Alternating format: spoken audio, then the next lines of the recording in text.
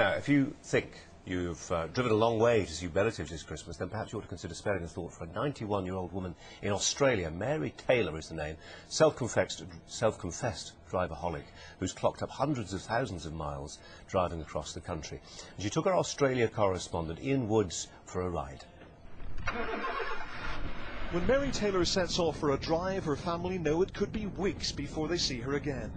Mary is a driverholic and has clocked up more than 200,000 miles around Australia. It's the freedom, this absolute freedom. There's nothing so liberating. Being by myself in the car, zooming along, just that great open road ahead of me. And you never get lonely? Oh, no. I've got 90 years' memories to think about. It's good thinking time. Before she had a mobile phone, she had a CB radio to talk to truck drivers on the long, lonely roads. You got a copy, galloping granny calling.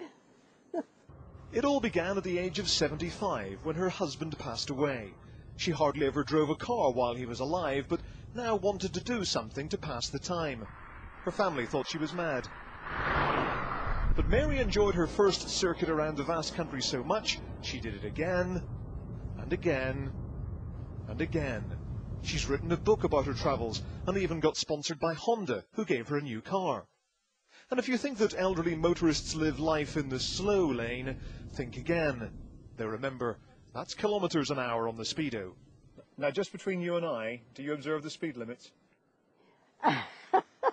I very much try not to break the speed limit. I can't guarantee because the car just goes faster. I mean, every drive of the car just goes faster. But I do try not to break the speed limit because if I ever lost my licence in '91, they wouldn't give it back to me. That's why I try not to break the speed limit.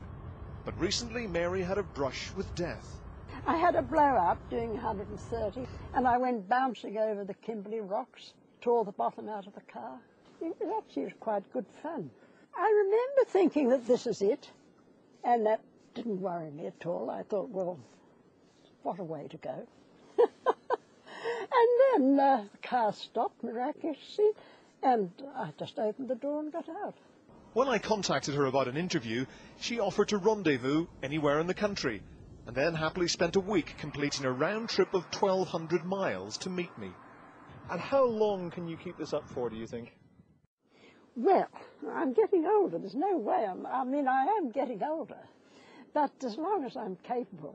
Each year I think this may be my last tour. And that's a good thing because it makes me do everything I want to do. Make sure I make the best of this last tour. Occasionally there are hazards which cause a minor detour. But the donkey isn't the only stubborn creature on the road. For the galloping granny, her way is the highway.